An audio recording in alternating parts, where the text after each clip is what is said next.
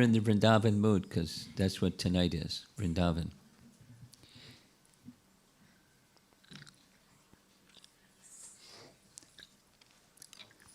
Let's see what our children, I see a few children here.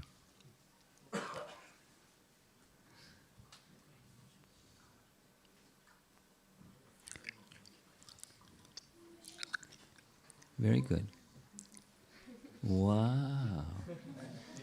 Okay, I'm going to ask you, I'm going to start with you. Yeah, you. Yeah. Just tell me one thing, when you think of Vrindavan, what do you think of? When you think of Vrindavan, one thing.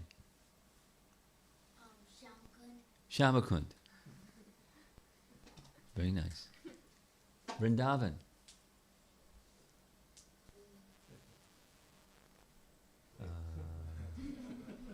Vrindavan. You're going to pass. Okay. Huh? Gopinath. Gopinath? What's Gopinath? He's the Lord of the Gopis. That's Krishna. Gopi, Nath. Nath means Lord. Lord of the Gopis is Gopinath. Gopinath. Next. Peacocks. All right. How about you? Forests. Forest. Very good. Do you know the connection between Vrindavan and forest? What is it? What's the connection? Yeah. Vana means forest. And Vrinda is the personality who is in charge of all those forests. In fact, the forests, there's 12 of them, 12 forests, and they're named after her, Vrinda Devi. We spoke yesterday about Vrinda Devi. Yeah, Vrinda Devi. She's a very special personality, Vrinda Devi. But that was yesterday. So we're going to visit virtually, visually and auditory way. We're going to visit Vrindavan and two places in Vrindavan that are part of the yatra that I'll be conducting when I get to Vrindavan physically. The first place that we're going to be visiting is Brahmakund. Now there's more than, in Vrindavan, there's more than one Brahmakund. So take your pick. One of the places that's known as Brahmakund, Brahma is Lord Brahma. Lord Brahma? Lord Brahma. Lord Brahma. We're going to meet Lord Brahma today. Long ago, maybe 10 years ago, this is what the place looked like. It wasn't very attractive, kind of run down. Brahmakund was originally created by the tears of Lord Brahma when he was regretfully crying after stealing cowherd boys from Krishna. Bad. To steal is bad. To steal cowherd boys, Krishna's cowherd boys, really bad. Triple bad. And he felt really bad about it afterwards, and he was crying and crying, and his tears filled this pond. Now, fortunately, you're going to see shortly, it was fixed up, or it was renovated. But this is what it looked like at one time, a few years back. Here's off in the corner, a little temple by the side of Brahmakund. And look at this is what it looks like today. Ooh, very nice. The Braj Vikash Trust did the work. You see on the far left side, there's a lotus flower, and seated on the lotus flower is Lord Brahma. And you look in the back, see in the back, in the upper portion, there's the 6 Goswamis with Lord Chaitanya in the center. And there's plaques along the back that have different messages. Here's a closer look at Lord Brahma, and where some of our devotees are seated for a yatra. Here's a close-up photo of Lord Brahma. On one of his hands, he has the Vedas, because he manifested the Vedas, of course not in that form, and a lotus flower, etc. And here we are, giving a katha in Brahmakund, right next to the donation box, with a picture of Prabhupada there. However, there's another place that is also claims to be Brahmakund, only they have a slightly different name, Gyan Kund, and these photos were taken in the past 4 or 5 days. It is during the rainy season, so there's water collected a little bit in the kund, but all around are these places where it's made for a kund that's really full. And there's that sign again on the left side. And here it is, same place, not during the rainy season. And it's very nice. The kund goes down and there's no water there.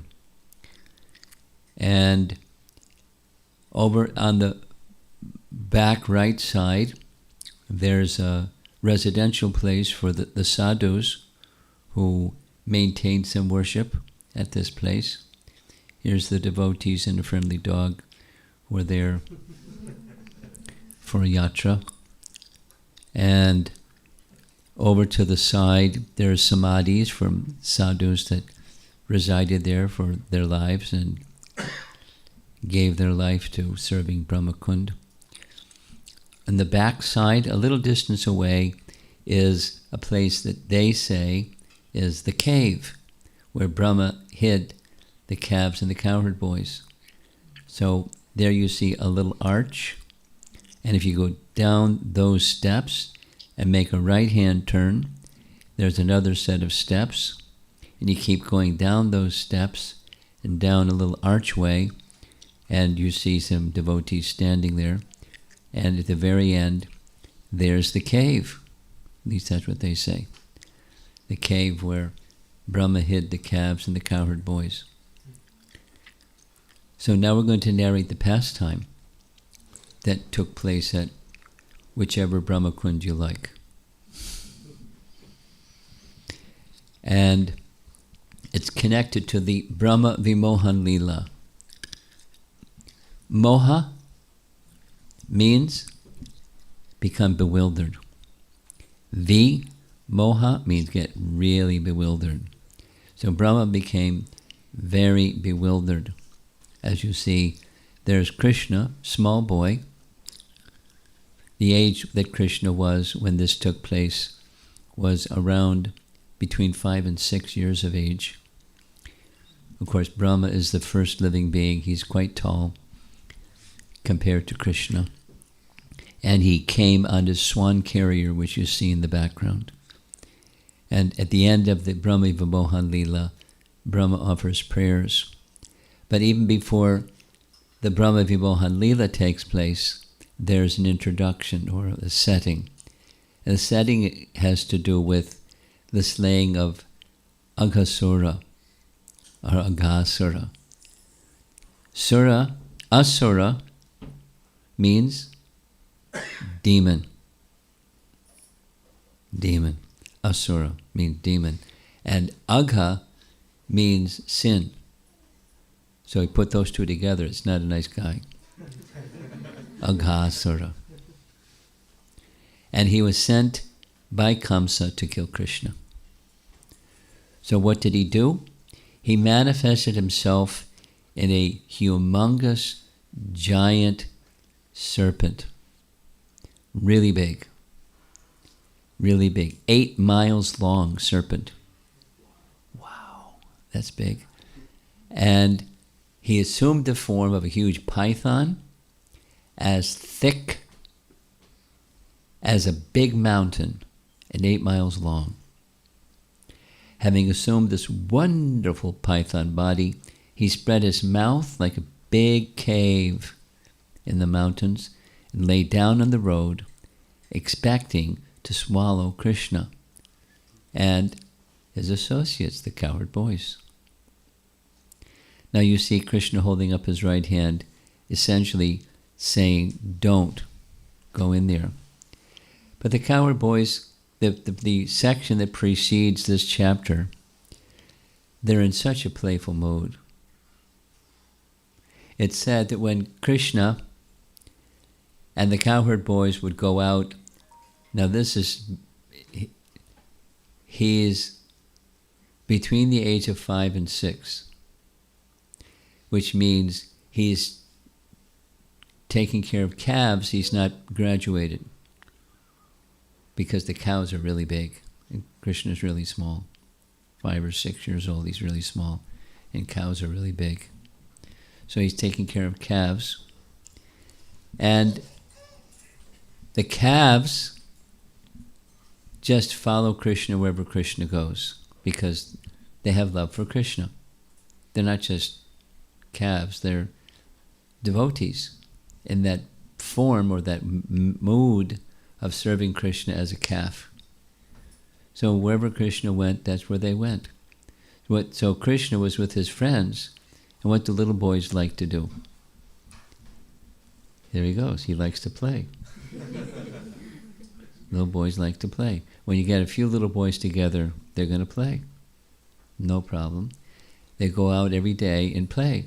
I mean, they're herding calves, but they're just playing, and the calves follow behind them. That's their program.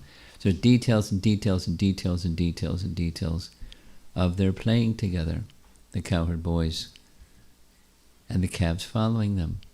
In this playful mood, they come across along, not far from Govardhan Hill, they see this giant thing. And they start speculating, what is it?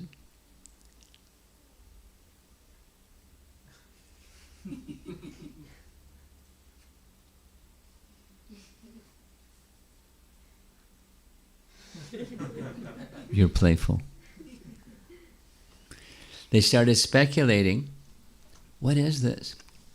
Some of them said, maybe Krishna put it here for us to play. Maybe it's a big cave. And some said, wait a minute, maybe it's a giant serpent.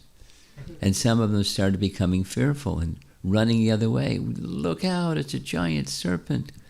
And some of the other boys said, well, even if it's a serpent, Krishna has always protected us. Let's go inside and explore. So enough of them started to go that they all started to go, and as they started to go, the calves followed them, and in the mouth they go. And as Krishna was watching, the Supreme Personality of Godhead, Sri Krishna, who is situated as Antaryami, the Super Soul, in the core of everyone's heart, heard the boys talking among themselves about this artificial python. Unknown to them, it was actually Aghasura, a demon, who had appeared as a python. Krishna, knowing this, wanted to forbid his associates to enter the demon's mouth. Now we're going to speak a little bit about Krishna Tatva. And to understand Krishna, we have to understand, as Krishna says in Bhagavad Gita, that he's the source of everything. Does he say that in Bhagavad Gita? Where does he say that in Bhagavad Gita? Chapter 10, text number 8.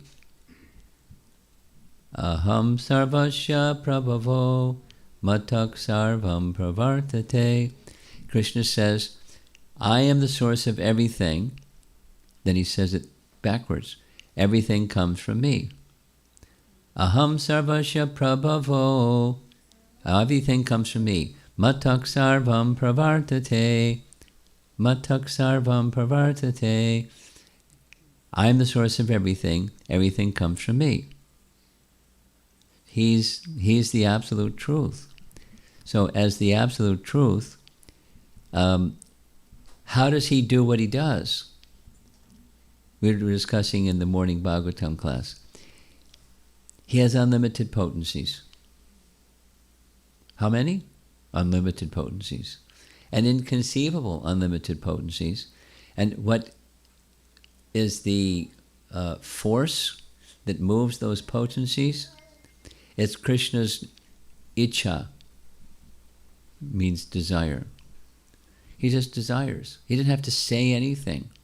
He just has to desire something. And they all know what he wants, and zoom, off they go. This Shakti, that Shakti, the other Shakti. Parasya Shakti Vivadaiva Shruyate. So many potencies, they just do his bidding. And he doesn't even have to say, I want this. He just has to desire it. So consider, Krishna's desiring, he wanted to forbid his associates to enter the demon's mouth. But there they go, entering the demon's mouth. So what happened? Looks like a contradiction, right? I hope you get the picture. Krishna wants, and something else happens. How did that happen? Krishna was momentarily struck with wonder. Now, what's that? Because he's omniscient. How can his desire not prevail? And how can he become momentarily bewildered and unsure what to do? Something's wrong here. There's not something wrong here. It's a pastime.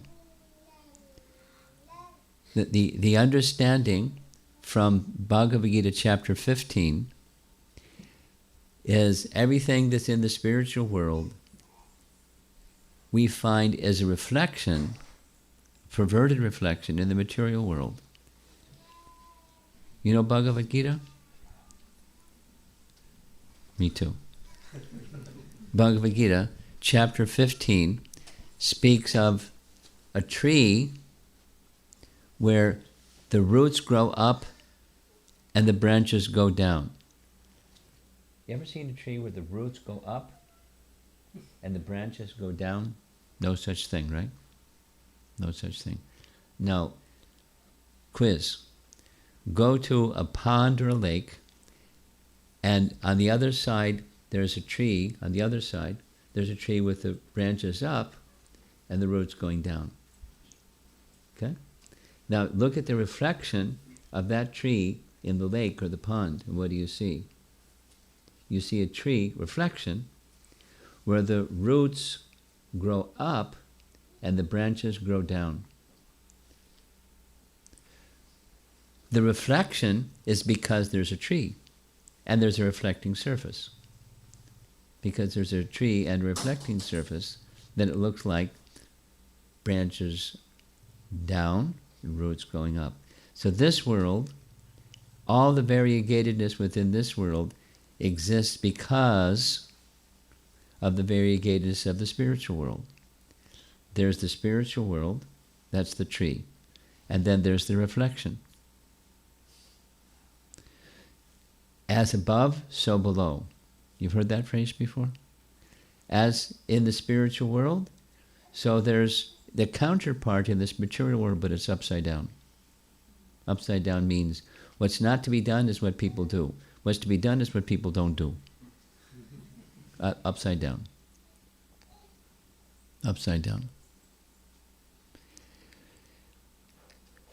So in this world, people get bewildered.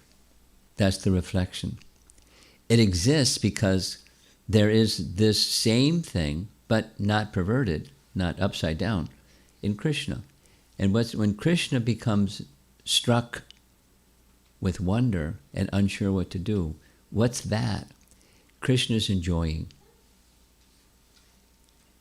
We're going to hear about this 3 times this evening, so get used to it. When Krishna has such feelings, it's a transcendental feeling. It's a transcendental feeling of his enjoying. He enjoys. Here's the verse from the Bhagavatam, Canto 10, Chapter 12, Text 27, where Jiva Goswami is describing the same pastime in Priti Sandarbha. Here's how he translates the verse. Krishna, giver of fearlessness to all beings, saw that all the cowherd boys who did not know anyone but him as their shelter had now escaped from his hand and were helpless. They were now suffering like straws to be burned by the fire of the abdomen of Aghasura, who was death personified.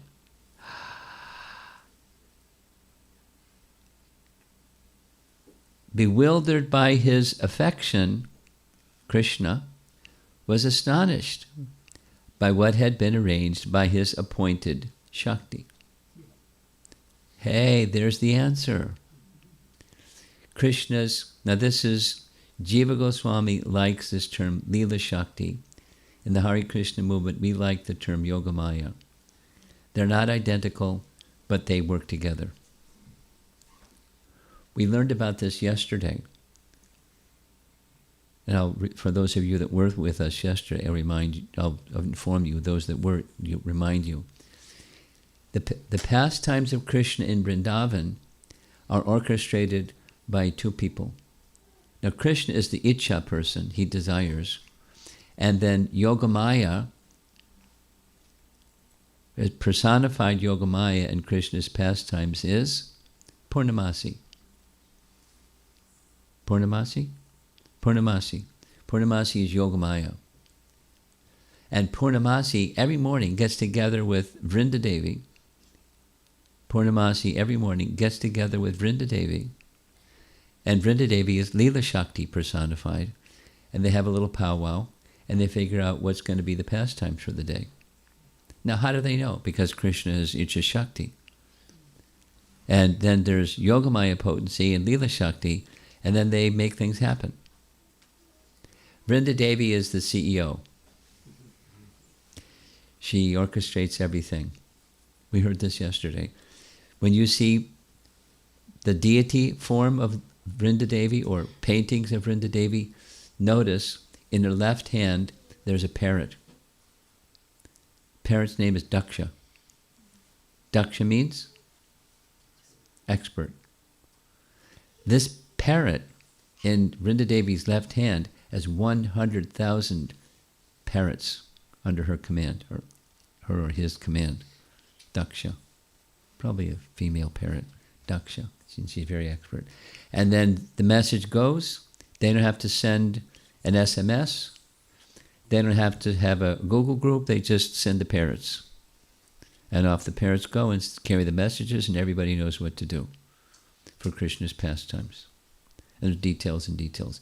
So that's Leela Shakti, known by the name Vrindadevi. And then there's Yogamaya, known by the name Purnamasi. And they coordinate Krishna's pastimes. They're a good team. Yogamaya and Leela Shakti, or Purnamasi and Vrindadevi. Really important persons. Vrindavan, right? When you were thinking of Vrindavan, the forests, right? So, Vrindavan forests. Vrindavana. Vrindavana. The forests of Vrinda. She's in charge of the forests, all 12 of them, and everything in them. All the creepers, all the peacocks, all the cuckoo birds, all the creepers, A to Z, you name it. It's her place. She's in charge. She's the CEO. And she commands everybody, and everybody does what she wants because they want to please Krishna, and she gives the signal. And the parrots carry the signal. So, Krishna's appointed Shakti, this text on the screen here, his affection was spiking. And his affection for the cowherd boys went way up. And they're in difficulty, they're in danger. That was the impetus for his getting bewildered. But he's omniscient, so how can he be bewildered? It's his Leela Shakti, and he's marveling, wow, she's doing a great job. He was astonished at what had been arranged by his appointed Shakti. Now this is Jiva Goswami describing in Priti Sandarbha. This is Priti is another word for prema. At least that's how he uses it. We're used to prema. He uses Priti. Essentially the same. There's some difference of the meaning, but it's essentially the same stage of perfection for the sadhaka, or for the devotee. And for Krishna, he's just enjoying. And his Leela Shakti is making the arrangement. So, yeah. So what happens is, in the next moment, Krishna knows what to do. Next moment. We were discussing it this morning. Like sometimes in a river, a wave will go up. Wait a bit, it'll go down, and then another wave will come up. So it's Krishna's just riding the waves of loving devotion in relationship with his devotees, the cowherd boys. So immediately he knows what to do. He's omniscient. So what did Krishna do? He entered into the mouth of Aghasura. Now, Aghasura didn't close his mouth on the cowherd boy because he wanted Krishna. So Krishna went in, he closed his mouth. Now Krishna knew what to do. What did Krishna do? He got bigger and bigger and bigger and unlimitedly big. And as he got bigger and bigger and bigger, the python's body also got bigger and bigger and bigger, but Krishna got bigger than the python. Remember, this guy's big. His upper jaw was in the clouds, and the body was 8 miles long. This python is really monstrous. But Krishna is unlimitedly expansive, and Krishna became so big that the air circulating within the body of the Aghasura demon was choked. And as he was choked, the soul of Aghasura left the soft part of the top of his head and rose into the sky like a light, a bright light. That was a signal. Krishna then had the mouth of Aghasura open, and out the cowherd boys went, and out Krishna went. And when Krishna left, the soul of Aghasura merged into Krishna's body.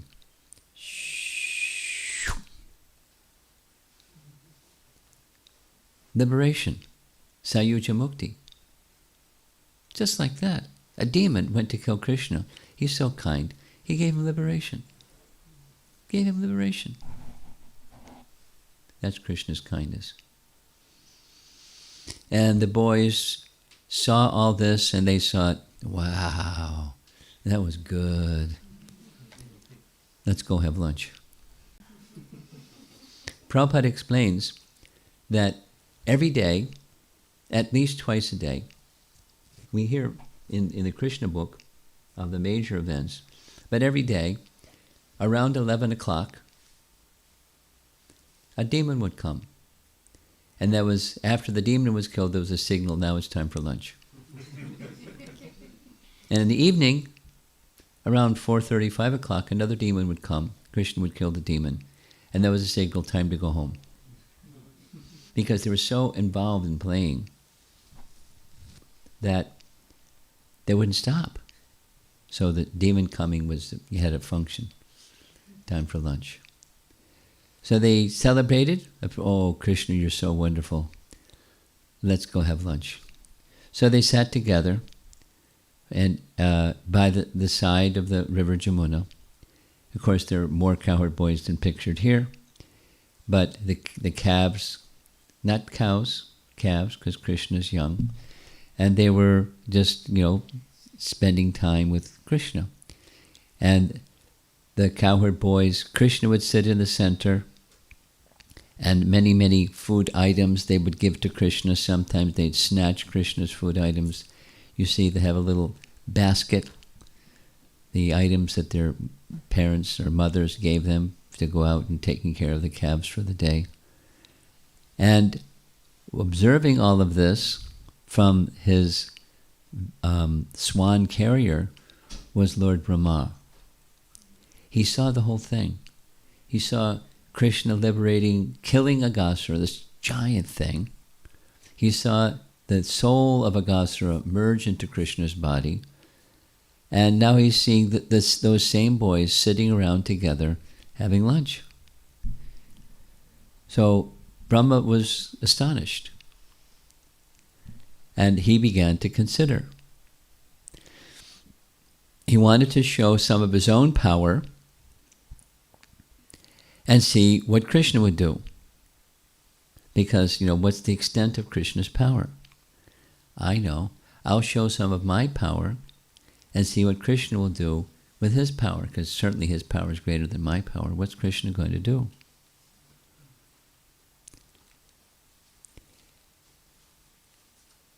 In Krishna's absence, so what happened, it says, in Krishna's absence, Brahma took all the boys and calves to another place. That is to say, the calves started to wander, and as the calves started to wander, chewing grass here and there, the boys said, "Hey, where are the calves?" Krishna said, "Don't worry, you continue with your lunch, I'll go find the calves." When Krishna went to go find the calves, Brahma came along and he kidnapped all the calves. He kidnapped all the calves and put the calves inside a cave. And when Krishna went to look for the calves, he went away from the cowherd boys, and then Brahma came and stole the cowherd boys. There you see. There he is on the left, stealing the cowherd boys. And he put all the cowherd boys in a cave.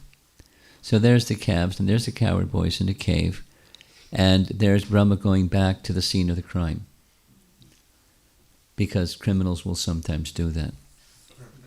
They want to go back to the scene of the crime and see what people are going to do. So that's what Brahma did. And when he went, Krishna was gone. He was unable to find the calves. He returned to the bank of the river. But he was also unable to see the cowherd boys. Thus he began to search both for the calves and the cowherd boys everywhere in the forest. Now, same problem as before, or apparent contradiction. Krishna is omniscient. Surely he knows where the calves and where the cowherd boys are. So why is he going around as if he doesn't know where they are and what's going on? He's omniscient. He's not like us. He's omniscient. So what's going on? Leela Shakti, or Yogamaya. Commentary from our Acharyas says, this is the description of Brahma's Maya. It should be understood that the Lord, by his own desire, accepted this position of bewilderment in order to have pleasing pastimes with his great devotee, Brahma. And it's a really fantastic pastime. So, when Brahma came back, much to his surprise, there was Krishna and all the cowherd boys and the calves. You see him up in the sky there? And it's like, what happened? I just put them in the cave. So he went back to the cave. There they were in the cave. He went back to where they were having lunch, and there they were having lunch. He was astonished.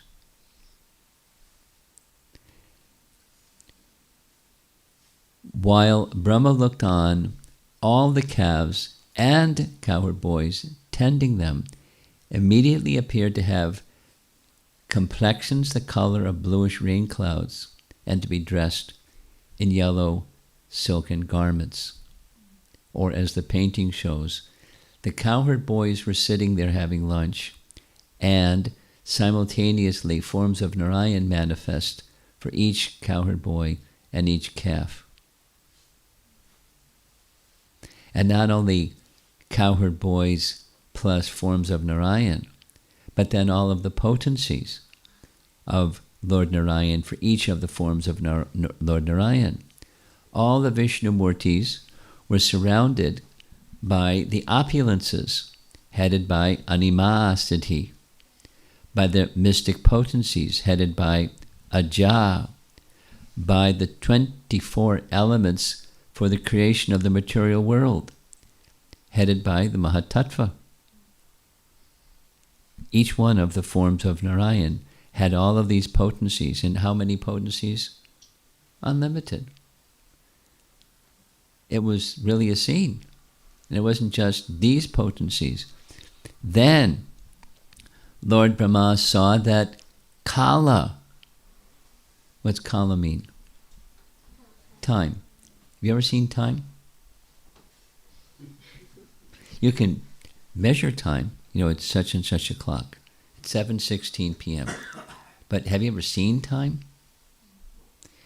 Brahma saw Kala personified, Swabhava. Swabhava means nature, one's nature. Like this boy's nature is he's playful. That's his Swabhava. Maybe when you grow up you'll be a little different, but right now it's playful. Swabhava. Kama means desire or lust. Karma, activities, and the gunas, their own independence being completely subordinate to the potency of the Lord, had all taken forms. That's a lot of forms because his potencies are unlimited. And they're all taking forms, and they're all worshipping, offering prayers. It was like a big prayer concert. Lots of noise. And the personified Vedas, and Brahma saw all this because Brahma had this desire. He's a devotee, and his desire was, what's the limit of Krishna's potencies? He's getting an answer. There's no limit. There's no limit. Inconceivable opulence, the phrase is used, atarkya nija mahimani. Tarkya, it's beyond comprehension, beyond logic. Inconceivable. Nija means his own. Mahimani, his own opulences, inconceivable opulences. Inconceivable opulences. Brahma starts being astonished, seeing all of this. And then he faints. When he rises, he comes before Krishna and offers prayers. This is the Brahma Vimohan Leela. He got really bewildered. Vimoha. Brahma Vimoha. And this is a photograph of a painting I saw at the Portland Temple. I really liked the painting. And somebody did it locally. Here's the BBT painting showing the same thing. Four-headed Lord Brahma, folded palms before Krishna, who is beneath a tree. The description is Krishna's smiling at him. He's holding in his left hand, because he eats with his right hand, and holding in his left hand a lump of yogurt and some fruit. Smiling. Now, what happened was, all those features, all of a sudden, poof, they weren't there anymore. They weren't there anymore. Gone. And all was left was just Krishna. Then Brahma realized, whoa, all those cowherd boys, the originals are in the cave. But these are exact replicas of those in the cave, because where the originals come from, they came from Krishna. So he can make replicas exactly like the originals. No problem. No problem at all. And those forms that were the cowherd boys and the calves were actually Krishna. And then he expanded them, or manifested them, and then withdrew them, and Hari Bol. And so he didn't just say Hari Bol, he offered beautiful, beautiful prayers. And the prayers, there's a very special part of Srimad Bhagavatam.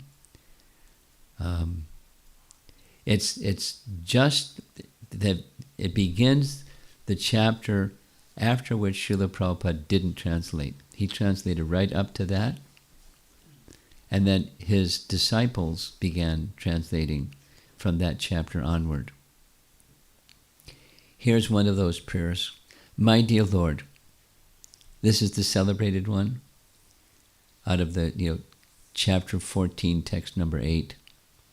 My dear Lord, tate nukampam susamikshamano. You know that verse? You've heard the verse?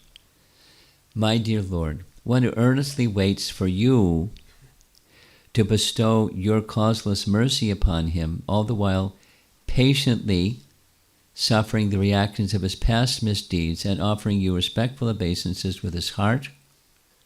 Tanuvan manobir. Tanu man manobir. So, Tanuvan manobir. So this body, words, and mind is surely eligible for liberation. Mukti pade swadayabak. For it has become his rightful claim. It's a very celebrated verse. It's expressed and commented on in many places. So there's Brahma offering some prayer. There's Krishna. Behind him are some cowherd boys. And there's the river Jamuna. And there's the lovely cows, or calves. O infallible Lord, kindly excuse my offenses. I have taken birth in the mode of passion, and am therefore simply foolish, presuming myself a controller, independent of your lordship. My eyes are blinded by the darkness of ignorance, which cause me to think myself as the unborn creator of the universe. But please consider that I am your servant, and therefore worthy of your compassion. This is towards the end of his prayers. And just at the very end of his prayers, O Lord Adhokshaja, does a mother take offense when a child within her womb kicks with his legs? And is there anything in existence, whether designated by various philosophers as real or as unreal, that is actually outside your abdomen? Clever, huh? Since everything is within you, and my behavior is therefore also within you, please excuse me. Having thus offered his prayers, Brahma circumambulated his worshipable Lord, the unlimited personality of Godhead, 3 times, and then bowed down at his lotus feet. The appointed creator of the universe then returned to his own residence. Now, Krishna didn't say anything. He heard all these very eloquent and elegant prayers. He just smiled. He didn't say anything. He could have said something, but he didn't say anything. Our acharyas say he didn't say anything because he was really eager to get back and be with the cowherd boys and finish lunch. That is to say, praise of Krishna is not as attractive to Krishna as being with his loving associates in Vrindavan. Because the love of those cowherd boys for Krishna surpasses by far the eloquence and elegance and learnedness, etc., powers, etc., of Brahma. The residents of Vrindavan are the most exalted personalities.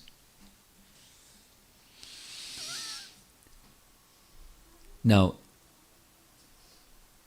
while Krishna manifested himself as cowherd boys and calves, for 1 whole year, the cowherd boys that were Krishna and the calves that were Krishna went back to Vrindavan, and nobody knew. Nobody knew. The mothers, those of you that are mothers, imagine not knowing that a child that comes back home is not your son, even if he's like look-alike, and even if the voice inflection sounds similar, you're going to know whether that's your son or not your son.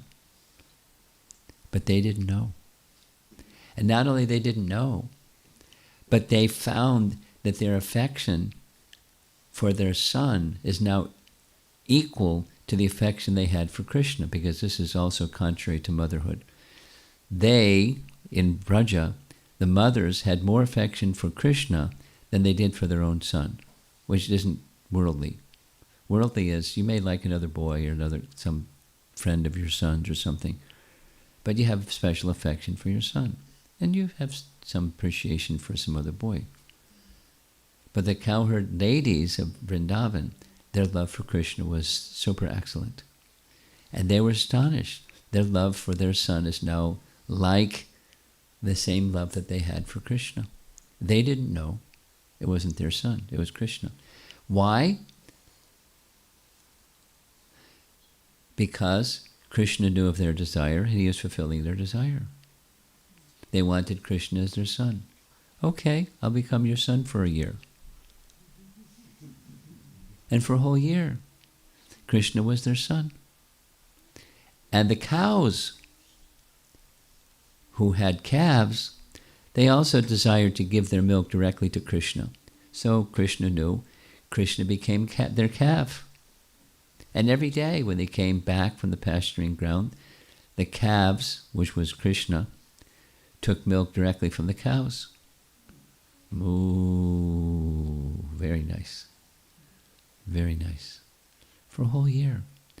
And towards the end of the year, this scene is described towards the end of this chapter, where you see coming down Govardhan Hill is all those cows. Because the calves are at the bottom of the hill, and the cowherds are with their cows up on the hill.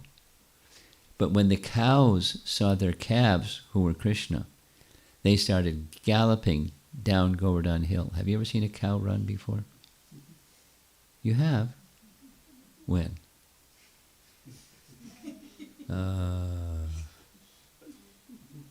You're pulling my leg.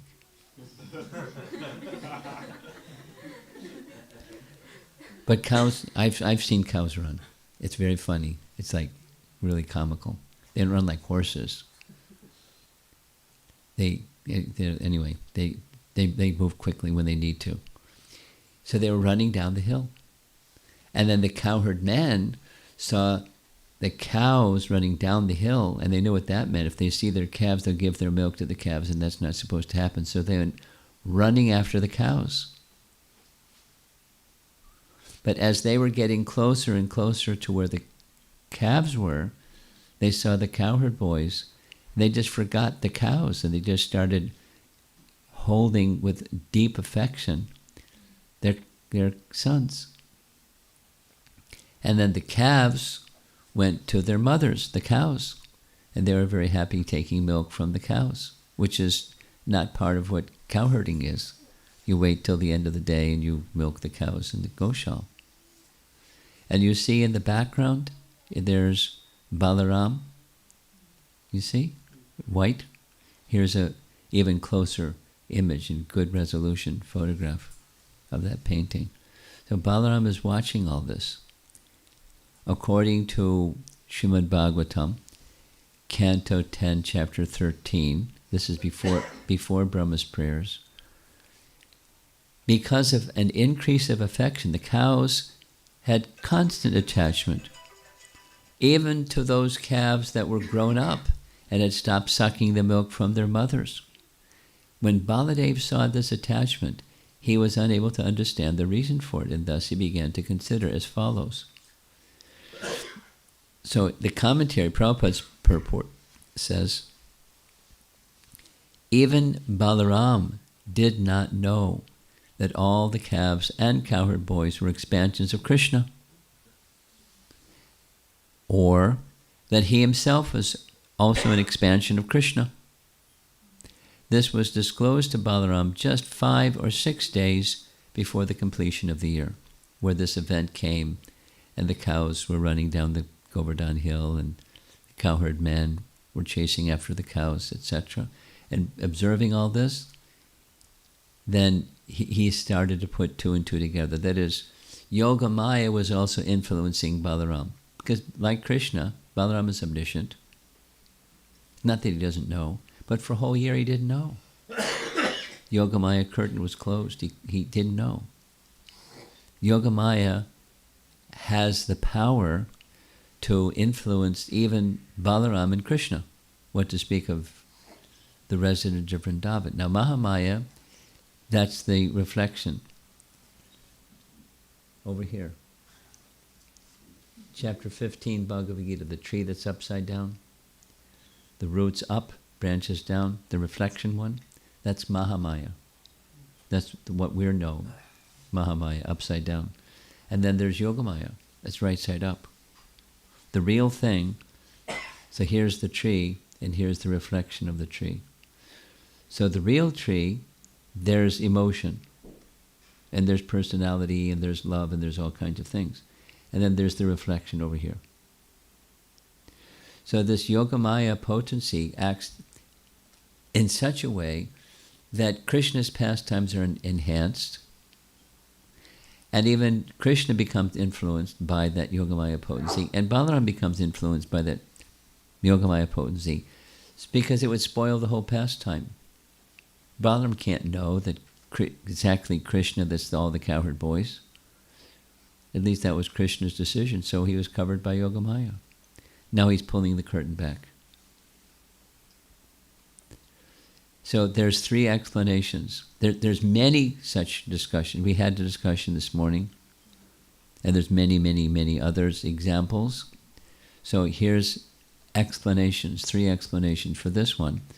Yogamaya, or some of our acharyas, they like this Leela Shakti, and they work hand in hand. They're not equal and exchangeable, but they go hand in hand. Krishna's Leela Shakti, or potency of pastimes. Playful one.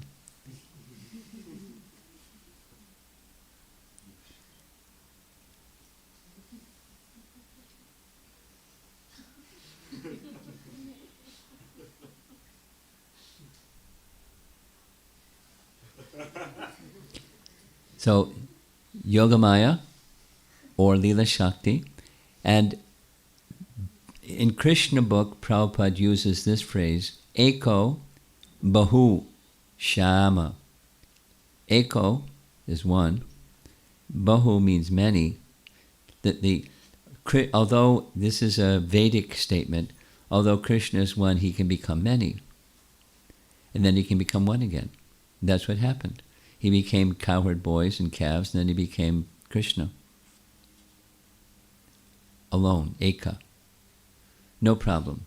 It's his unlimited and inconceivable potencies. And Prabhupada writes in Krishna book also, this is Krishna is displaying, because Brahma wanted to see it.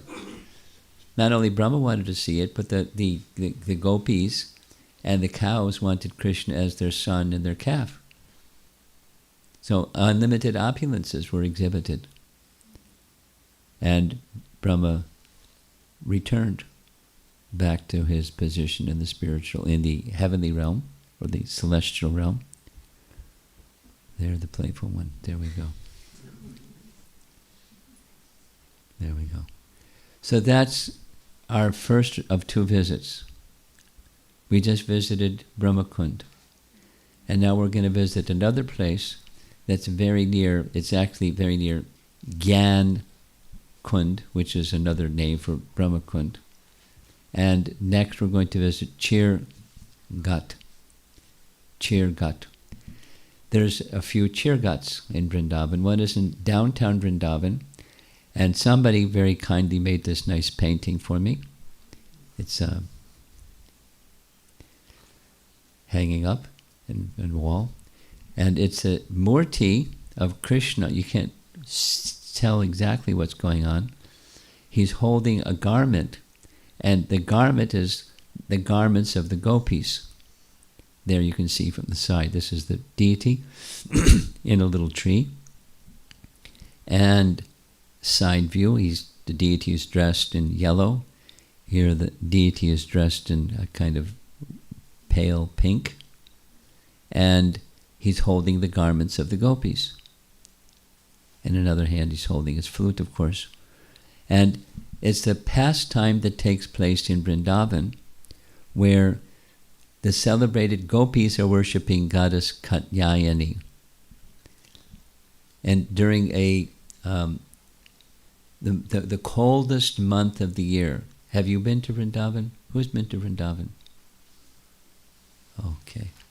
Now, if you go at Kartik time, it's nice. It's the end of the rainy season, but it's not to this and it's not to that. If you stay on a while longer, it starts to get cold. If you stay on longer than longer, it gets really cold.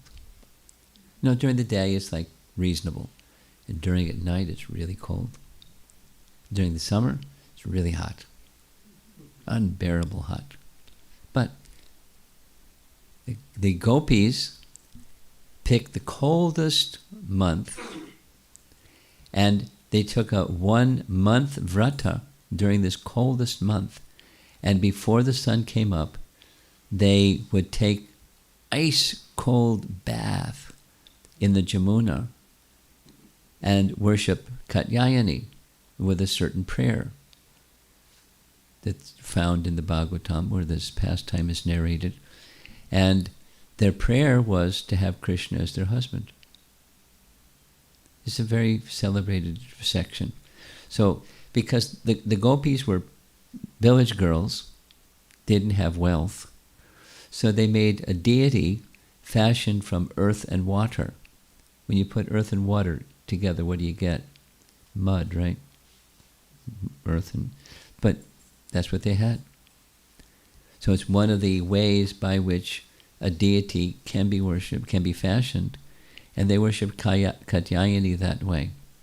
And there they are, not at all envious of each other because they have the same desire. They want the same person as their husband.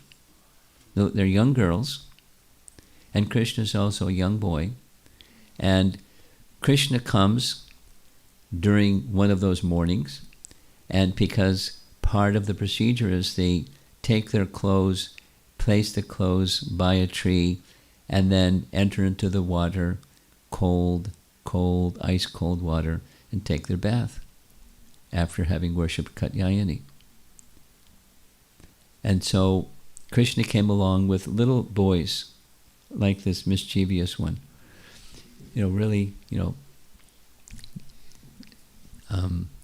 really young. They don't know nothing from nothing about boy-girl stuff, but they were with Krishna, and so they were watching the whole pastime.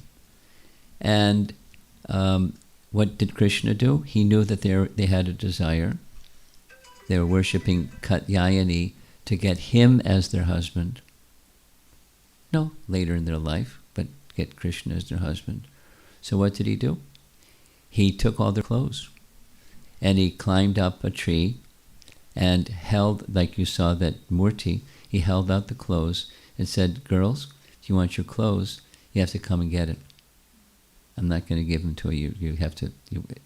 So you see the murti at the base of the tree, fashioned in earth and water, but dressed nicely by the gopis that they had the facility for.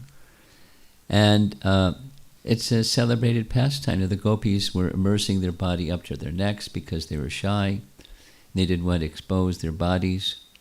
And Krishna knew their desire. And so he insisted, if you want your clothes, you have to come. Get them one by one. So it's a nice pastime. We're going to visit the place. And there's a deity at Cheergat. We'll see the photos of the deities shortly. And here's the pastime. He's holding up the clothes. One by one, he gives the clothes to the gopis.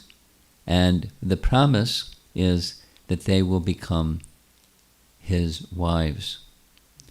Now here's a comment written by Vishwanath Chakravarti Thakur connected with this pastime. Srila Vishwanath Chakravarti Thakur quotes the Kartik Mahatmya section of Padma Purana. Kaishore Gopakanya ta Yovana Yovane Raja Kanyaka. Those who were the daughters of cowherds in their early youth became royal princesses in their maturity. They married Krishna. The gopis became queens. The Acharya adds, therefore, just as the Lord of Dwarka is a plenary expansion of the supremely complete Lord of Sri Vrindavan, so his principal queens are full expansions of his supremely complete pleasure potencies, the gopis. Interesting? Well, I'm going to amplify that interesting point because it's not something I've been accustomed to hearing, but it's actually there. It's right in the BBT purport. Just have to read Prabhupada's books and you'll get it. It's also in Chaitanya Charitamrita. There, and some other places, several other places. I'm going to read. It's a 3-page little document. From Chaitanya Charitamrita, Adi Leela, chapter 4. The beloved, this is about Radharani. The beloved consorts of Krishna are of 3 kinds. The goddesses of fortune, Lakshmi, Narayana, the queens, and the milkmaids of Vraja, who are the foremost of all. These consorts all proceed from Radhika. So we'll see it the other way around. Radhika is just as Krishna is the original source of everything, he is not separate from his potency, his pleasure potency, Radhika. And from Radhika, there's expansions. Each of the gopis, they're expansions of Radhika. Each of the queens, they're expansions of Radhika. Each of the goddesses of fortune in Vaikuntha, they're expansions of Radhika.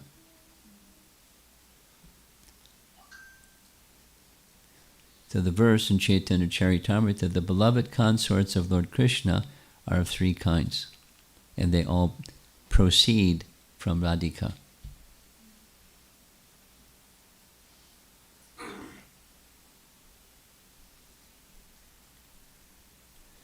Now in this verse is, in the BBT purport, it's text 43 of chapter 59.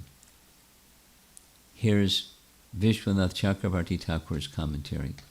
The Vraja Gopis are the supremely complete forms of Krishna's pleasure potency, Ladini Shakti, and their Prakash forms, the queens of Dwarka, are perfect.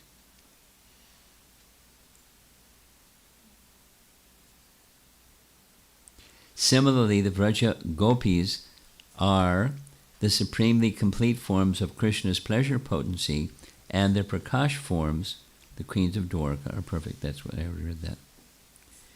This is another authority. This is Rupa Goswami, and we're Rupanugas, so we definitely follow Rupa Goswami.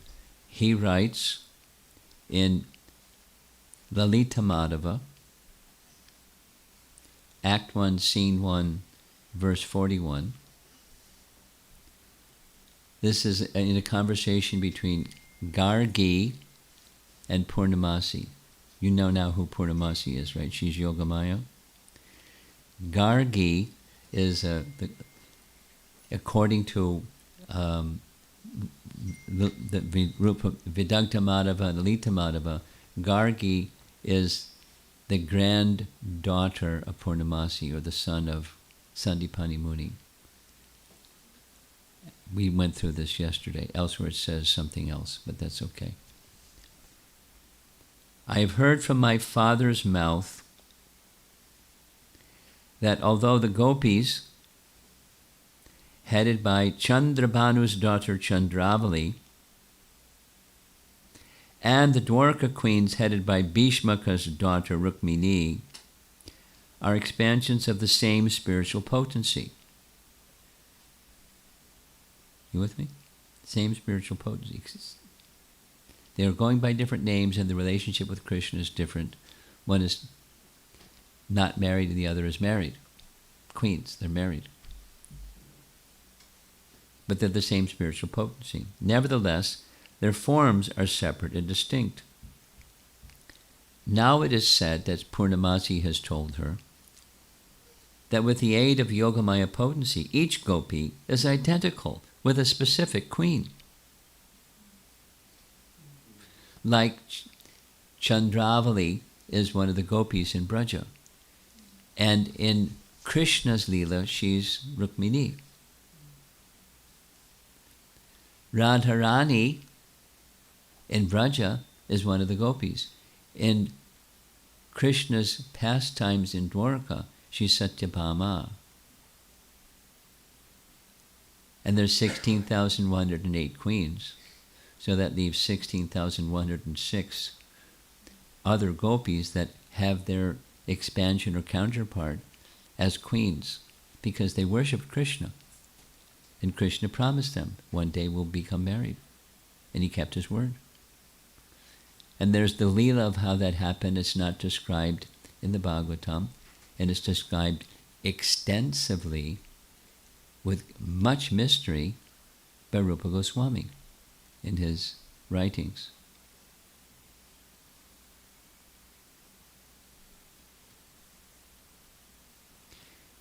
Gargi says, I don't understand all this right now. Maybe someday I'll understand it.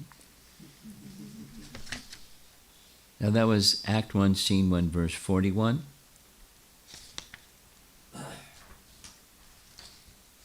And she goes on, speaking to Purnamasi, you say the truth. More than 16,100 girls in Gokula are now deeply in love with Lord Krishna. 5 gopis, headed by Chandravali, regularly meet together and worship the goddess Durga, or Katyayani, chanting the mantra. O Katyayani, O Mahamaya, O mystic yogini, O queen of this world, O goddess, please make Nandagopa's son, Krishna, my husband. I offer my respectful obeisances unto you. Act 4, Scene 1, much later, Uddhava says, with tears, their hearts burning with pain, the 16,100 gopis offered prayers to the goddess Katyayani for Krishna's return. As they were praying on the Jamuna shore, a very ferocious demon violently kidnapped them all. The gopis, 16,100, were kidnapped. Few verses later, of the 16,108 gopis, not a single one is still in Braja. Act 5. The drama is unfolding. He's speaking to himself. Are the girls of Dwarka city and the girls of Vraja village not the same persons, although appearing in different forms? The girls of Vraja were overwhelmed with love for Krishna. To please them by reuniting them with their beloved, Yogamaya transformed them into the women of Dwarka. They now think their previous existence in Vraja to be like a long dream, and they think Uddhava's visit and their own journey to Kurukshetra to be only stories. Aside from these 16,108, there are other gopis also. Why should I reveal the secret? Rupa Goswami does. Act 9. Nava Vrinda. On the pretext of an invented quarrel, listen carefully. Who's Narakasura? He is a demon that Krishna killed. When Krishna killed the demon, there were 16,100 princesses daughters of kings, princesses, in custody of Narakasura. So Nava Vrindavan is going to say, actually, that was a fib. They weren't princesses. They were the gopis from Braja. And he just said that they were princesses. Rupa Goswami. On the pretext of an invented quarrel, Narakasura, the powerful son of the earth goddess Bhumi Devi, kidnapped 16,100 lotus-eyed girls from the village of Vrindavan. Lord Krishna, the master of all transcendental pastimes, then killed that uncivilized demon who had troubled the entire universe. In this way, the Lord rescued those girls, whose eyes were all filled with tears. Sharat personified, struck with wonder. Are these girls the gopis of Gokul? Navavrinda. How can there be any doubt? Even a small shrub of the faint reflection of devotion to Krishna is never without fruit. What then of the unprecedented festival of bliss that is the immortal tree of the gopis' love? Sharat. Then why did we hear that these girls are the daughters of various kings, princesses? Navavrinda. Narakasura became enchanted by the charming beauty of these girls to deceive the goddess named Kama Devi. He spread a false rumor that these girls were all the daughters of kings and they were going to be given in marriage to eligible bachelors among the demons.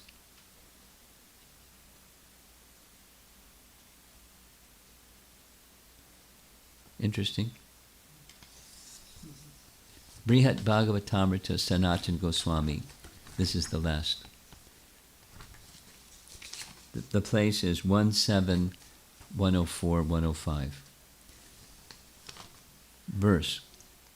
Some 16,100 gopis had with vows worshipped Katyayani to obtain me. Now this is Krishna speaking to the queens in Dwarka. To bring my mind somewhat to peace by seeing a likeness of them, I married the same number of you queens here in Dwarka. Commentary. Of the young gopis of Vraja, 16,000 attained Krishna's intimate association. The Mathura Mahatmya, that's of Padma Purana, states, and here's the same, Gopyo Gayati Nrityanti Sahasrani Cha Sodashar. 16,000 gopis were singing and dancing, unquote. The present verse specifies the number of those most fortunate gopis as 16,100. Although the word cha implies that there were actually more.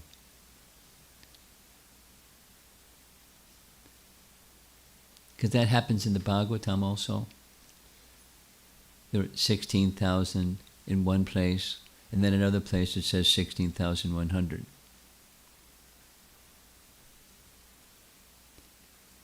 All the gopis were extremely attracted to Sri Krishna, but only some of them earned Krishna's complete satisfaction by undergoing the Katyayani Vrata, which we just discussed, and to obtain him as their husband. These were the gopis who most zealously wanted Krishna as their own. Srimad Bhagavatam 10:22 records their prayer. This is their prayer to Katyayani. Quote, each of the unmarried girls performed her worship while chanting the following mantra. O Goddess Katyayani, O great potency of the Lord, O possessor of great mystic power, mighty controller of all, please make the son of Nanda Maharaj my husband. I offer my obeisances unto you. And imagine a bunch of girls getting together saying the same thing and they're not envious. That's not worldly. Final paragraph and final little message. No one can match the gopis' attractive sway over Krishna, but Krishna accepted his queens as substitutes in his pastimes at Dwarka. The principal queens of Dwarka are in fact direct expansions of the principal gopis. So there's 16,100 and then there's 8. So aside from the first, who was the first queen that Krishna married? Rukmini, right? Rukmini. And who are the next two in order? Jambavati and Satyabhama. So that's 3. And then there's a chapter that speaks of 5 more. So you add 3 plus 5, that makes 8. And you add 8 to 16,100, you get 16,108. So that's what Sanatana Goswami is saying. It's 16,100, and then the mystery. You have to put puzzle pieces together to get the whole picture. But the puzzle pieces include, hey,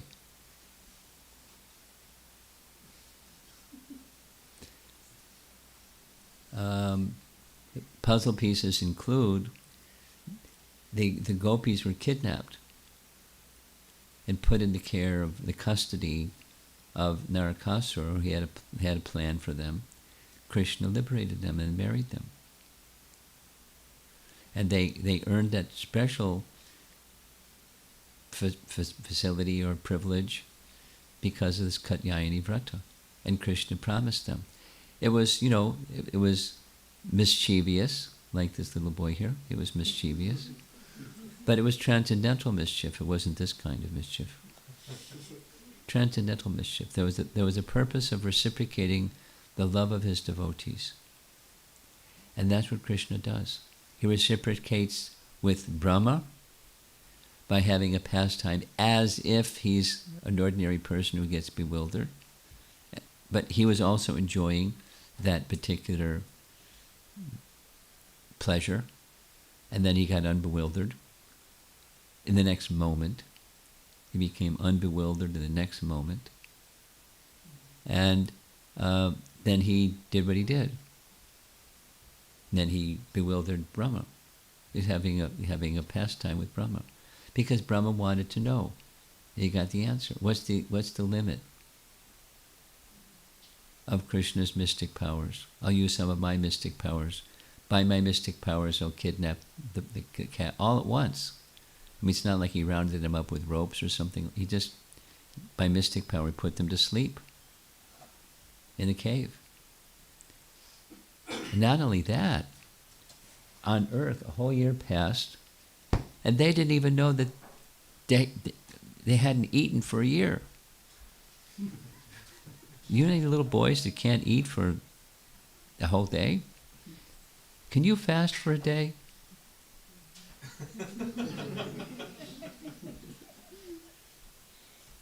A whole year. A whole year. And when Krishna came back, the meal was sitting there. It wasn't in the refrigerator or anything. It was just like sitting there for a year. And it was like fresh. And they said to Krishna, "Oh, you're so attached, you can't stay away from us for a moment. Sit down and have your meal." Krishna's potencies are without limit. And he's having fun. He's having a pastime, pleasure pastime, with the cowherd boys, with Brahma, with the gopis, with Mother Jasoda, with the cows, with the calves. And various of his potencies are doing various things. Purnamasi is considering, Vrindadevi is orchestrating, and everyone's cooperating. Well, there's some opposition. There's Jatila and Kutila, and that's part of the pastime, is having some obstacles, and then overcoming the obstacles by cleverness, and Krishna's enjoying. even that he's enjoying the obstacles and then overcoming the obstacles. But it's just his potencies, just moving. And the essence of those exchanges is love. So that's Vrindavan. So I'll say, when I think of Vrindavan, I think of the loving exchanges between Krishna and his most intimate of all devotees.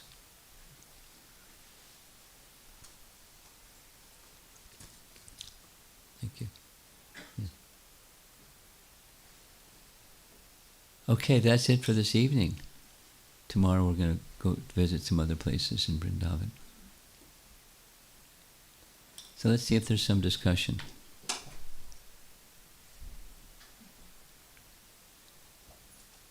Yes. Hare Krishna Guru Maharaj. Maharaj, you talked about bewilderment, Krishna having bewilderment and coming out of the bewilderment. Yeah. I was just wondering, like the counterpart, even in the material world, we go through a lot of bewilderment, and it is sometimes impossible to come out, or I don't know, like it's only through mercy we come out. Like how do we, when the bewilderment... How do we overcome bewilderment when it falls on our head? Yeah. That's your question? Yes.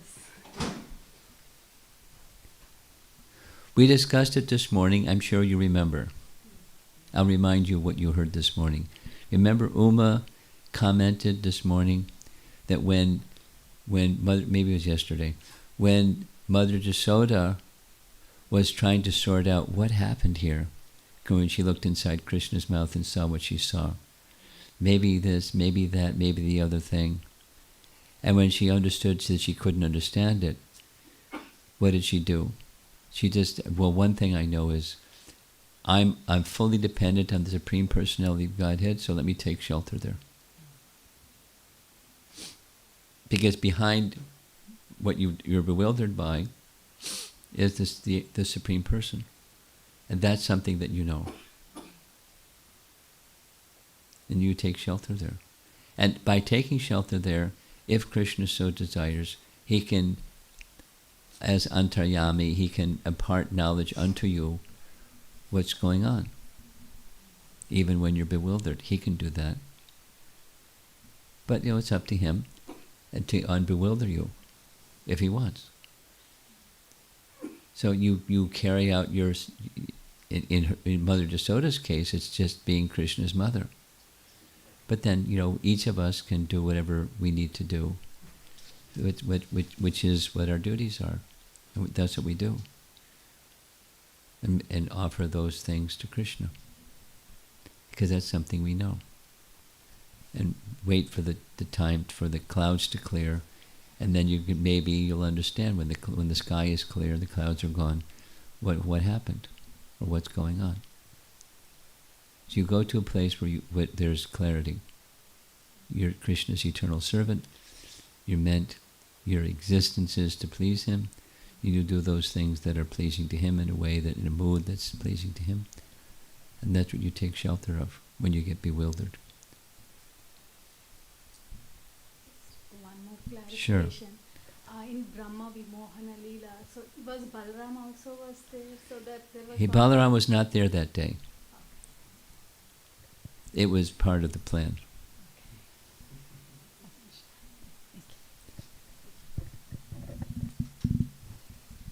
If I recall, there was an explanation. There was something to do with some ceremony that Rohini wanted him to be a participant in, so he stayed back that day. Krishna Maharaj, please accept my humble obeisances. Please pardon my ignorance. I have a few questions. Okay. Speak slowly. So the first question is based on yesterday's lecture on the Srimad Bhagavatam. Morning? Last morning. Morning, okay. So by the way, the morning class yesterday was Mother Jasoda looking in Krishna's mouth. And then how she processed what she saw. So I briefly explain, in detail that, the various bhavas of all acharyas and whatnot. So can multiple bhavas or mood exist in one person? Of course. And they move. Not only they exist, they move. So, what is the best? I mean, you had also mentioned this, that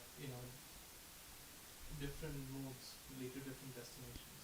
Okay. So what happens to this person? Well, this is your question is a little technical, so I'll give a little bit technical answer.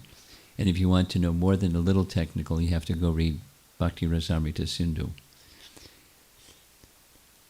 One of the bhavas doesn't move. It's called Sthayi Bhava. Sthayi Bhava. When other bhavas mix with Sthayi Bhava, it comes rasa. And there's rasas that are compatible with the Sthayi Bhava, and there's incompatible rasas. And so Krishna knows which ones are compatible, incompatible. Rupa Goswami also knows. Srup Damodar also knows. So the connoisseurs of rasa, they know. But one of the bhavas that doesn't change is Sthayi Bhava. And that's going to determine one's rasa. They're not identical terms. One leads to the other. So some bhavas will come and some will go. For example, Mother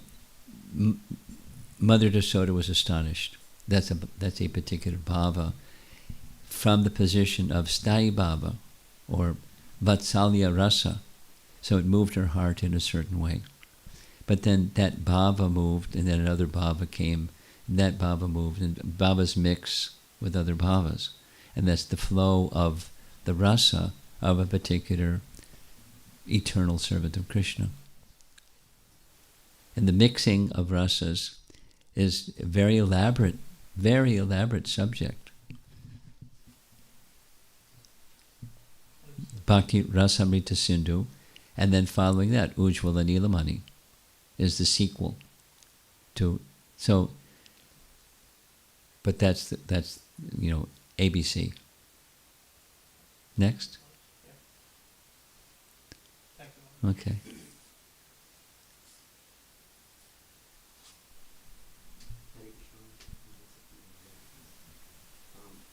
It may be similar to Madhya's question, but maybe even at a little more basic level.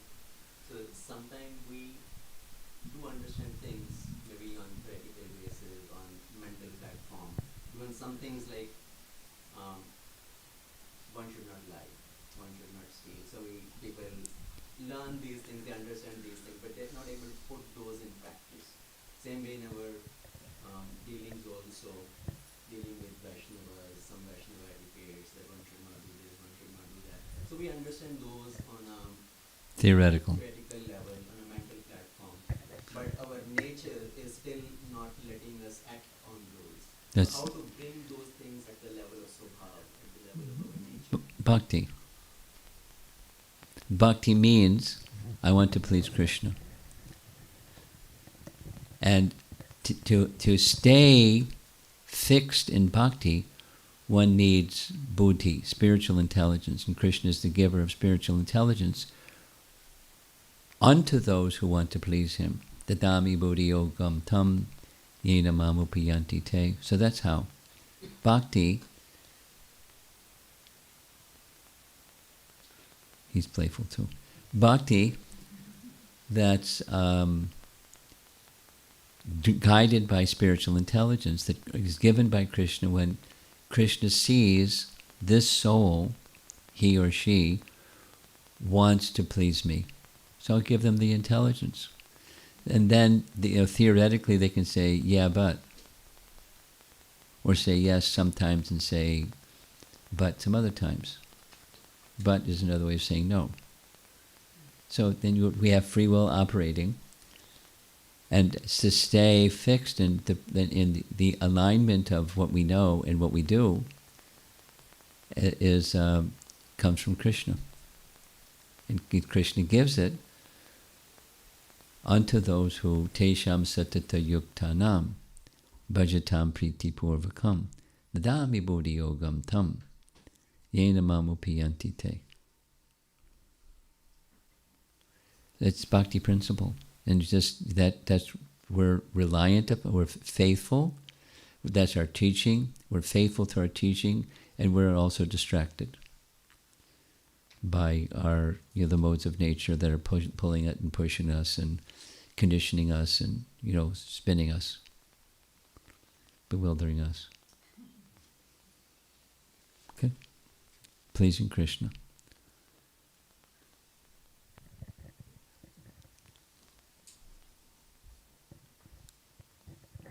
Hare Krishna Guru Maharaj, thanks for blessing us with your presence. My question is, we learn in bhakti like once ego goes off, your ignorance goes off, and you become more humble. But in today's world, if you are but if you become too humble and you start, let's say something to you and you ignore and you say, one is like you are graduating towards becoming more humble, letting go of your ego, and here is like you have to safeguard and you have to show your anger, you have to take your stand. So how should, as a normal human being in today's world, in Grahast ashram, how you should consider and do things accordingly? Become a sannyasi, it's really easy.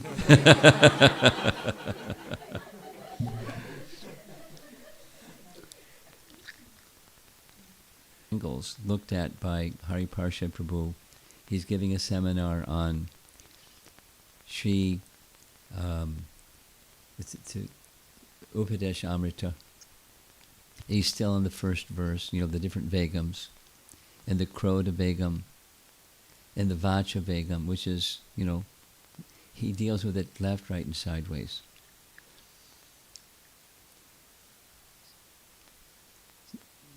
What you're asking is common, and he deals with it in detail. So I'll say some things, but if you want it in more detail, that's a really good place to go.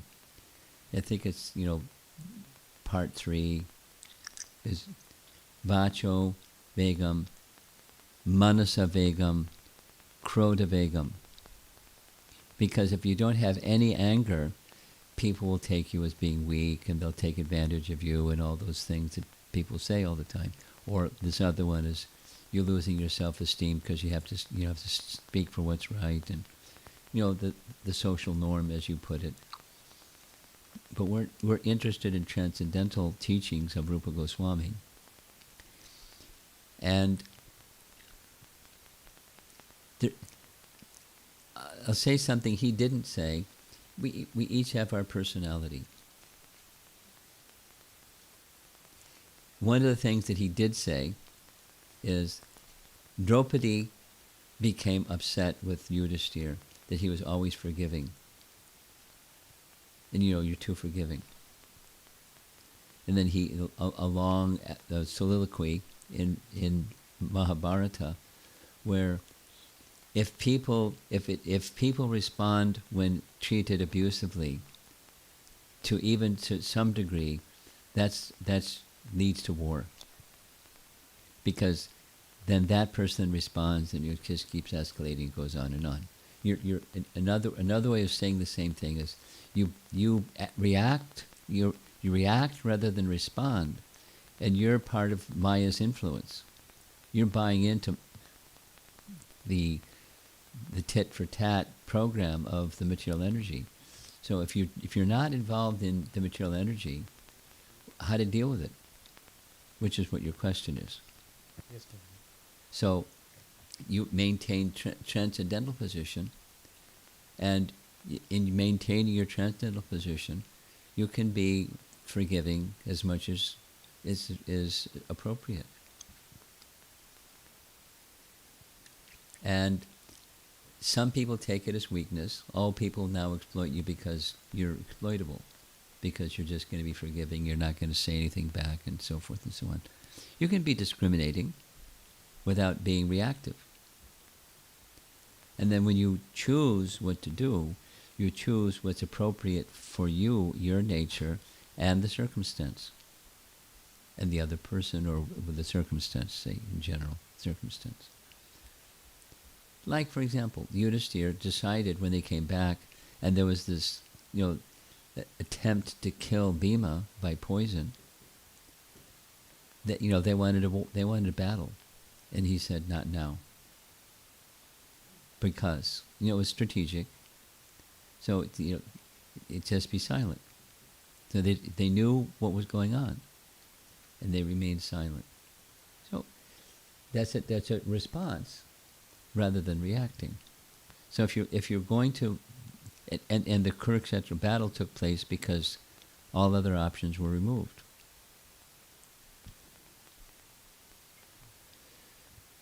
So there's each of us are persons, and as a grahasta, because there's the workplace, there's the home, and there's the community, and yet there's the circumstances of life that are complex. So there's your personality, there's the circumstances of life, and there's the principle.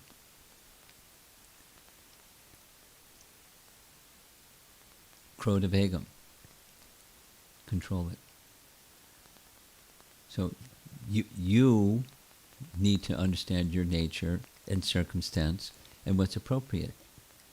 And specifically, as a becoming Vaishnava, what's the mood of service and what's appropriate for the circumstance and my nature. And you may want to say something later. You may want to say something immediately. You may want to just do something that's more meaningful to you than, getting involved in the situation. Because it just means getting sucked into the material energy, and I don't want to get sucked into the material energy. I'll just smile on the inside and smile on the outside and sail on. And that's not, low self-esteem. If there's higher consciousness operating, service to Krishna is higher consciousness. Then I need intelligence to know, in this circumstance and my nature, what's appropriate response. But then you can start selecting responses instead of reacting. That's the big one. Appropriate responses. And there can be a long menu. But when you go into the pause space, mode of goodness space, and you start considering options, you have freedom. And the door for Krishna giving you the intelligence may be there. But supposing you're bewildered, you don't know what the right response is, so then don't just select something from the menu randomly. Pause.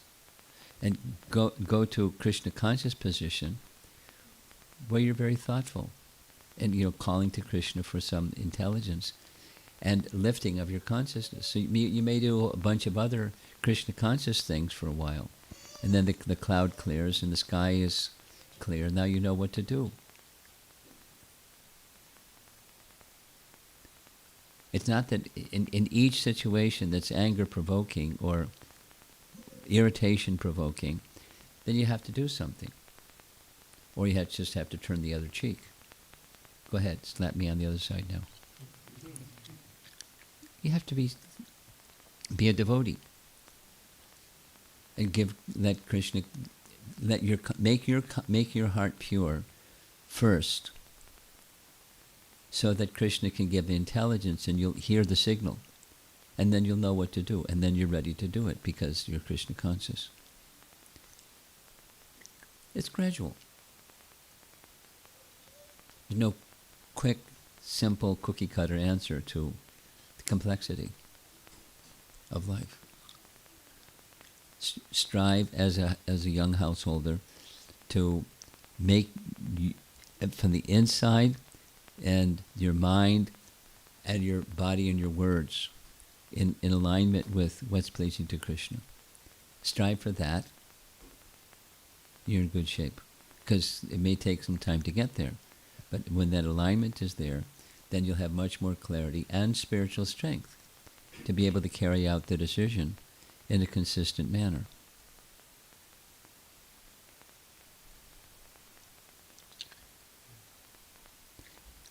I'm going to say something that may sound, it doesn't have anything to do with your question, but I'm going to say it anyways because I think it does. Kartik is coming up. You and everybody in the room, and I'm sending this message out kind of like far and wide, make a Kartik Vrata. And do that. Do something that's doable, something on the pratikul and anukul side, both, and do that for a whole month. And you'll have much more clarity about what to do in trying circumstances that are causing anger or, disturbance.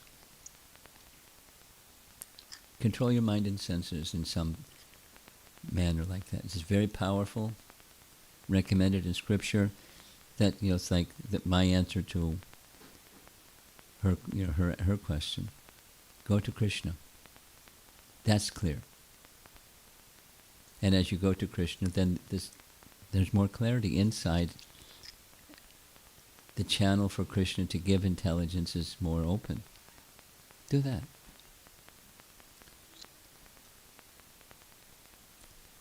Very powerful.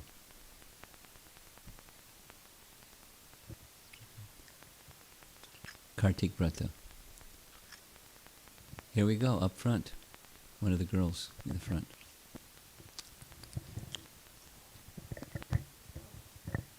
Hare Krishna, Guru Maharaj, Dandavat Pranam. I got a question.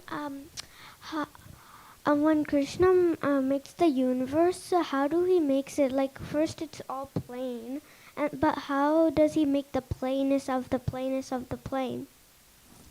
How did he turn playing into manifesting universe is your question? That's not your question. Yeah, it is. That is your question.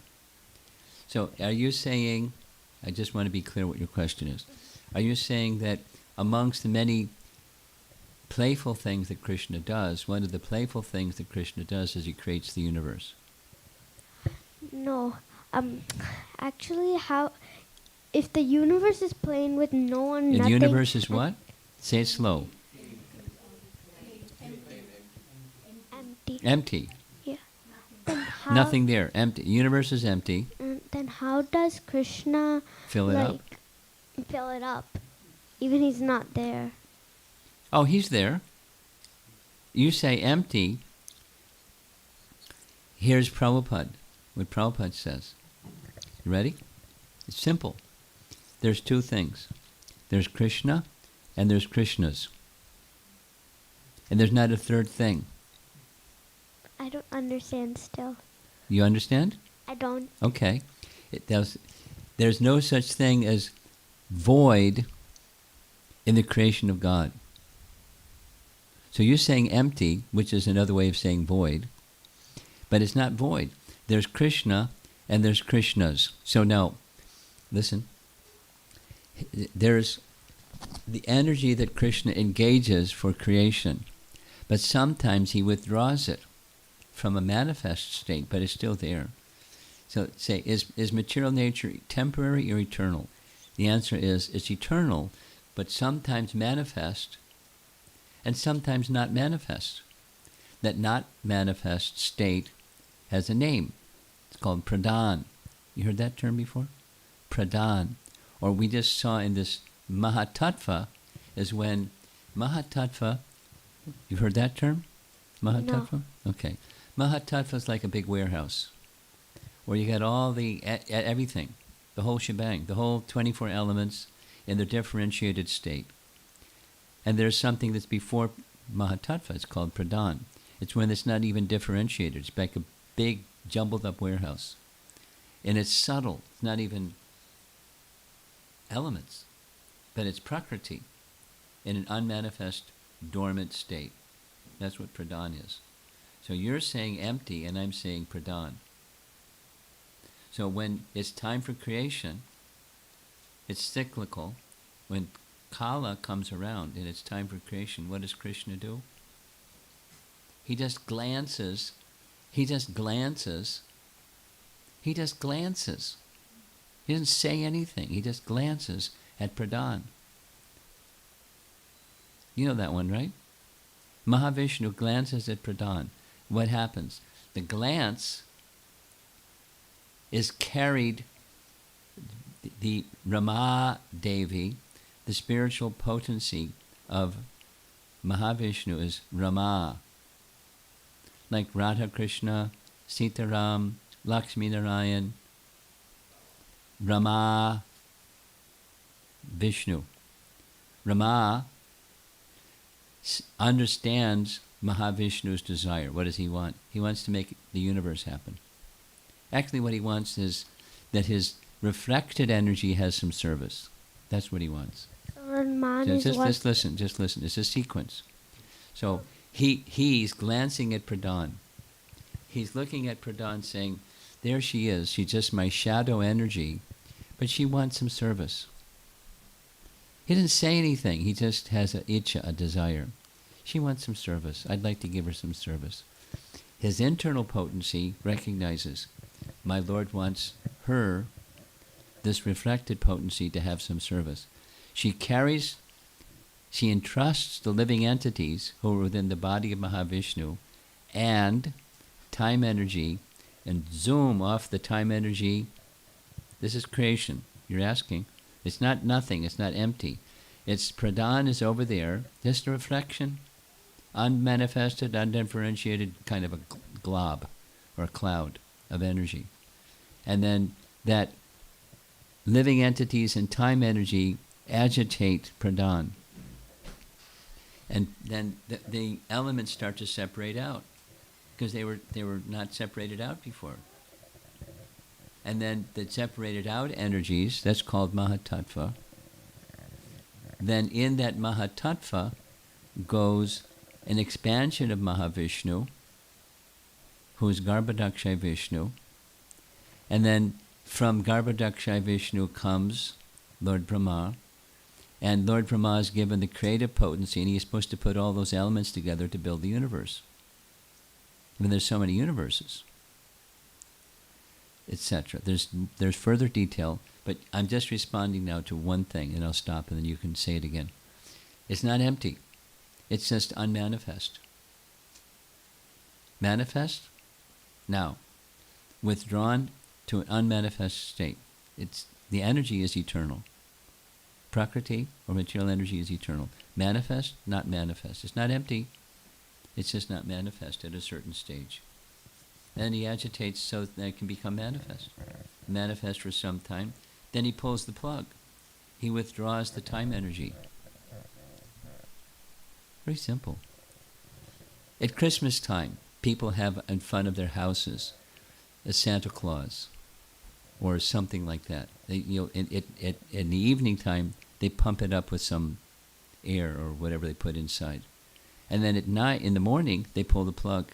It's just a pile of some plastic on their front lawn, right? That's the unmanifest state of Santa Claus. And then every night they pump him up again. And there he is, Santa Claus, smiling at you. Or Snoopy or whatever they put in there. So there's the unmanifest state, and there's the manifest state. And Krishna pulls the plug. He just withdraws the time energy, and the whole thing becomes unmanifest for a long time. And then when time energy is the right time, Mahavishnu's spiritual potency, his internal potency, carries his glance with time energy and living entities, and it starts to differentiate again. And Brahma builds the universe with those elements. How's that? Is that picture clear? Okay, you want to add something to your question? You're good. Okay, it's not from nothing, it's not from empty. Because there's two things. There's Krishna and there's Krishnas.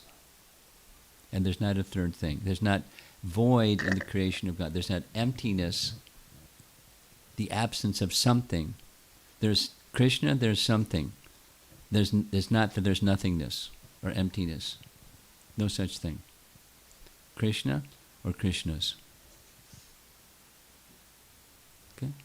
Okay, thank you, Guru Maharaj. Okay. Hare Krishna.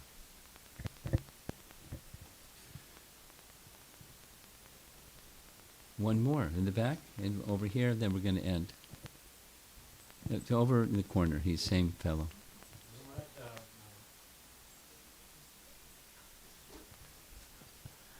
Maharaj, one thing, like Lord Brahma's worship has been banned, and what I read, I was doing some research. It was said like Lord Brahma told lie when he was asked to measure the length of the shivling.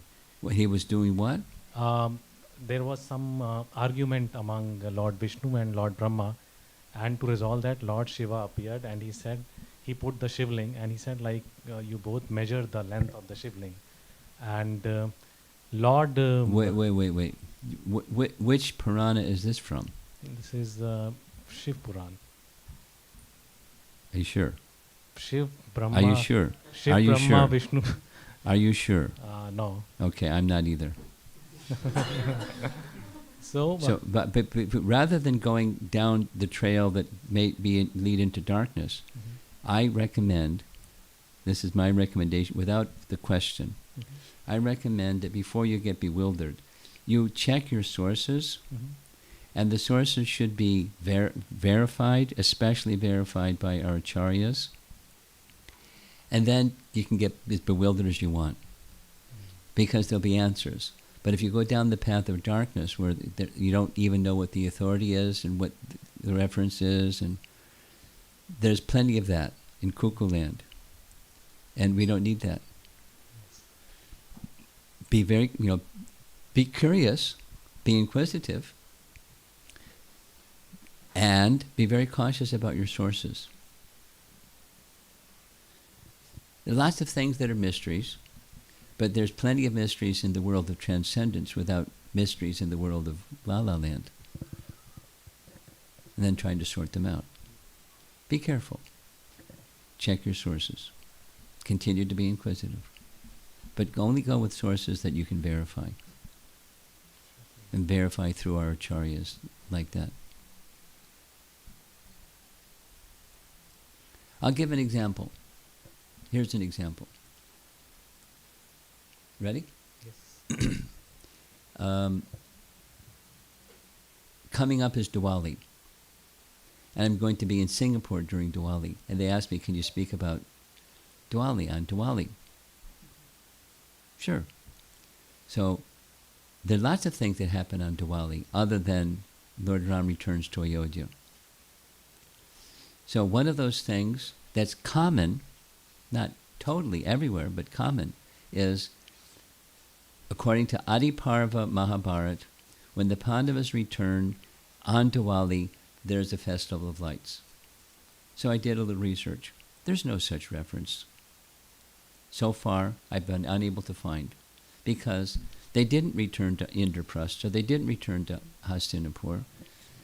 The plan, when Krishna sent the peace message, was from King Virat's kingdom. And it's from there that they then made plans for war. There wasn't returning on Diwali.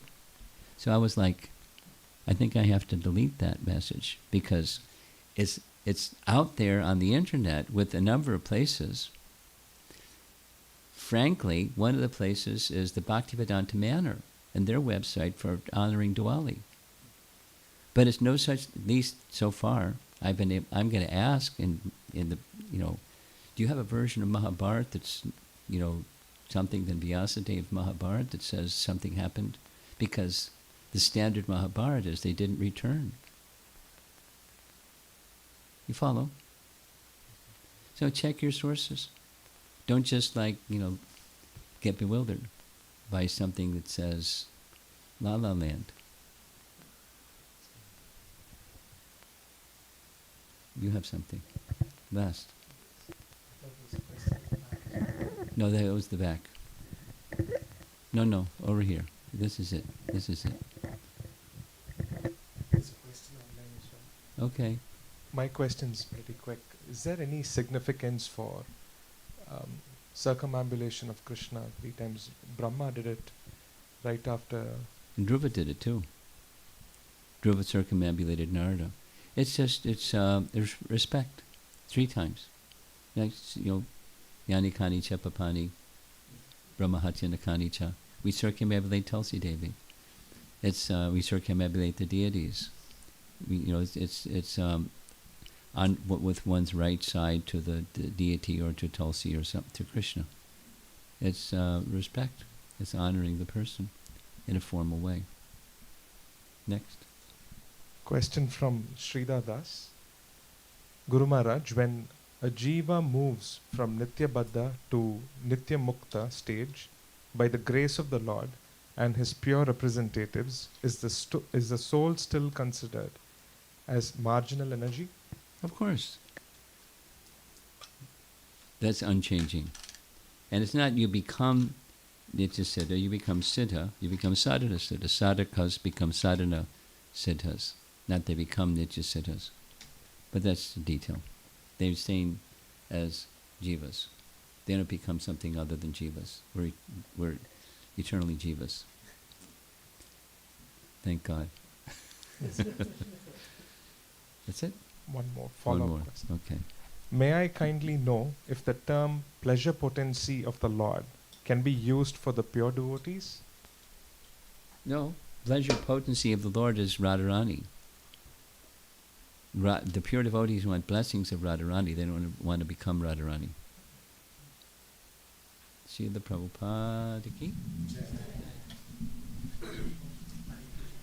The